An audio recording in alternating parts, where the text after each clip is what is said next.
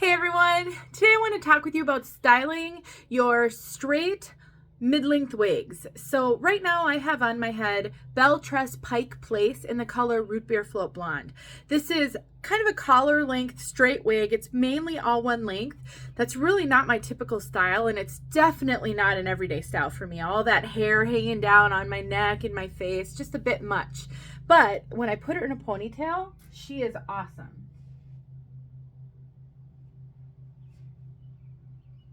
Now, if you find yourself with some wigs that you don't wear very often, you just don't reach for them. If they're long, straight, those kinds of things, you can always put them in a ponytail. One of the tips I have for you, and I show this in a video that I have, a Tip Tuesday on putting a wig in an updo, is pull out just a little bit of hair here and there and cut some wispies in. This, I always call it a razor comb because that's what it looks like to me. Somebody told me it's not called that, but it's just a little like a razor with a handle. And what you do is you can take out a little bit of the wispies, whatever you want, wherever you want to pull it. And then you can just trim up a little bit with this by going like this. And then you trim a little bit off and you make it so that they look like kind of like baby hairs, or like your natural hair would look when you've got a little bit of shorter pieces here and there, usually at the hairline. That is awesome. You can also do that in the back if you feel the need to. You may or may not have to. It depends on how the cap fits you. Now, what I did with this one is I pulled it all back in a ponytail, and then before I got it tight, I pulled it down like this. So I grabbed the nape and I just tugged it down on either side, and now that's going to cover where the cap meets my scalp.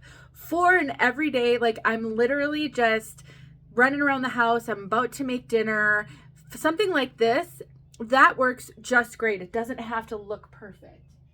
If, however, you're looking for a little bit more of a polished ponytail or updo, then that might be a time when you won't quite make it this messy, and you might pull out a little bit of hair, and then, like I said, take this kind of razor comb doodad and cut yourself in a little bit of baby hairs so that it looks more natural.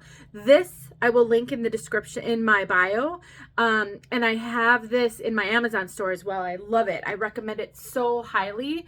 The blades do dull pretty quickly on these synthetic fibers, so just make sure if you notice you're having to saw at the hair kind of a lot, that you need to change your blade because it should just go right through like butter. So great tool for wearing wigs.